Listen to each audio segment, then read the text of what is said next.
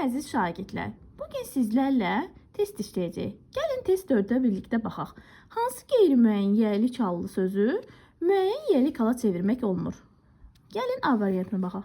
Məktəb həyəti. Bildiyimiz kimi yəylik hal özündən sonra həmçinin nə tələb edir? Mənsubiyyət şəkilçili söz tələb edir. Yəni burada ın üstü 4 formalı işlənməsə də özündən sonra mənsubiyyət şəkilçisi varsa, demək ki, bu nədir? Qeyri-müəyyən yəylik haldır. Məktəbin həyəti bərpa edə bildik. Günəş şüası bərpa edək günəşin şüası. C variantına baxırıq. Meyvə şirəsi, meyvənin şirəsi. Amma D variantına baxaq. Xatirə dəftəri, xatirənin dəftəri olur. Xeyr. Bəzən qeyd etdiyimiz kimi qeyri-müəyyən yəylik halı müəyyən hala çevirmək olmur.